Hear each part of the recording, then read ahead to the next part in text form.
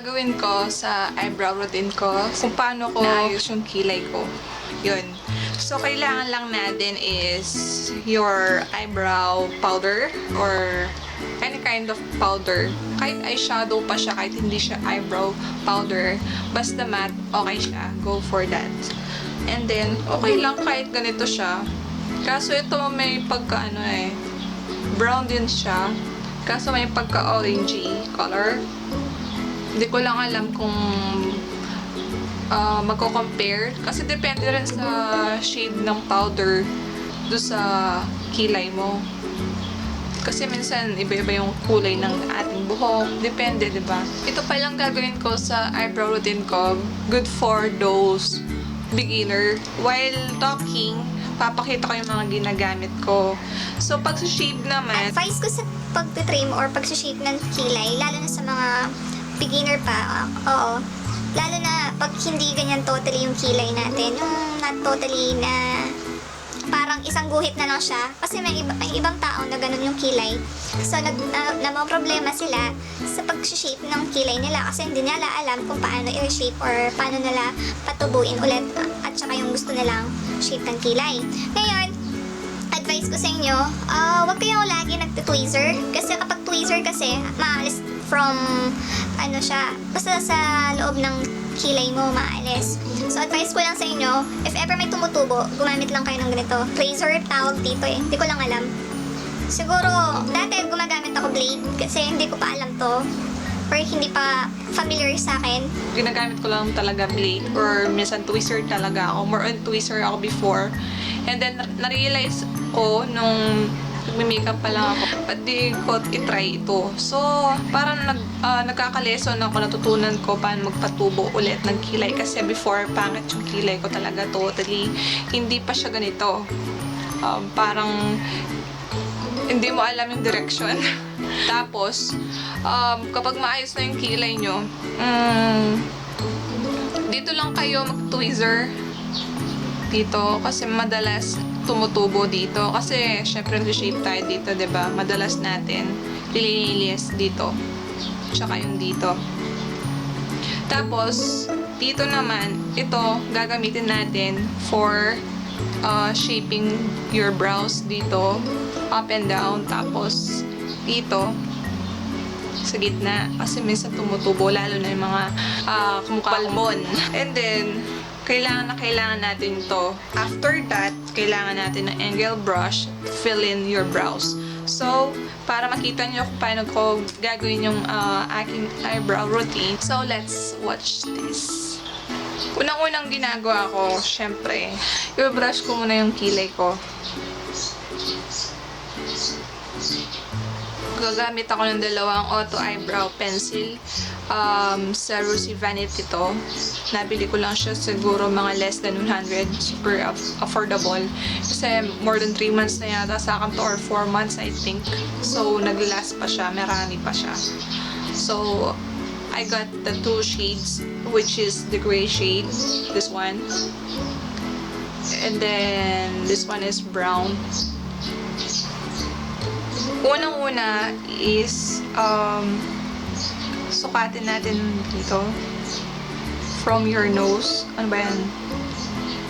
Dito. Sakto siya, 'di ba? Yung pa-arch na dito. And then bababa ka na ng konti kung saan hanggang ang bridge niya pinakailalim kung hanggang saan. Kasi mga iba totally hanggang dito yung kilay nila. Minsan, parang over na. I-shape muna natin yung anong gusto nating shape na kilay. So, ako, ganito yung ginagawa ko muna.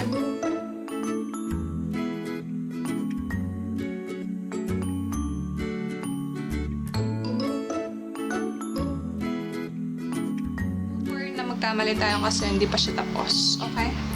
So, ito ginagamit ko pang shape is brown. So, yung brown, lalagay ko lang siya dito. Hanggang dito.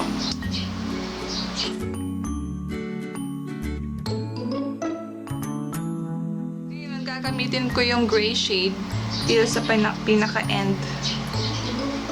Kasi gusto natin, ano siya, ayaw natin yung not too dark, ayaw natin din na not too brown. Kasi yung mga iba, hindi na siya match dun sa hair color nila. Bago natin i-apply yung powder, i-blend ko muna using the eyebrow brush. So, ngayon, gagamit na tayo ng powder. Ito yung ginagamit ko. Dati, madalas ko ang ginagamit to. Kaso, oily yung eyebrow ko. Parang kasi nag-cakey. I don't like that. Kaya, mas preferred ako doon sa eyebrow powder.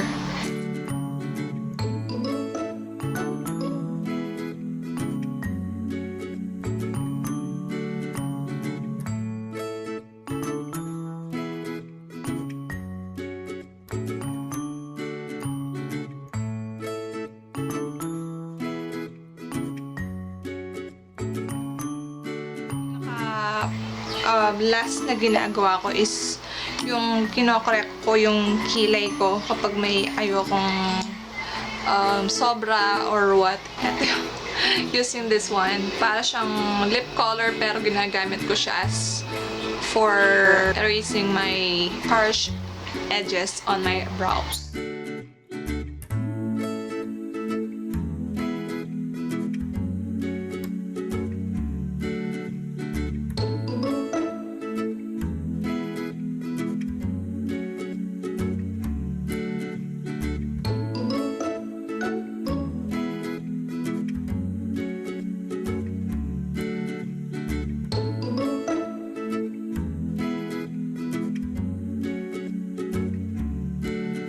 Okay na.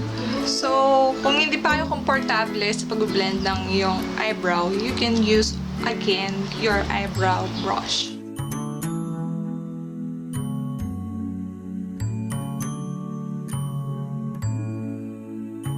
Kung napasobra man yung pag-dark nyo dito, more on blend tayo. Just more patience to blend pa out. Pero wag kapag sumusobra na siya dito, just erase it kasi masyado ng OA na yung kilay. Tanat! Parang magic lang, no? So, eto na yung final look ng aking eyebrows. And sana natulungan ko kayo mga girls sa inyong problem. And if you have any kind of request, feel free to comment down below. Eto na yung kilay ko and final look. Don't forget to like and subscribe to my channel. And thank you for watching and see you in my next video. Bye bye!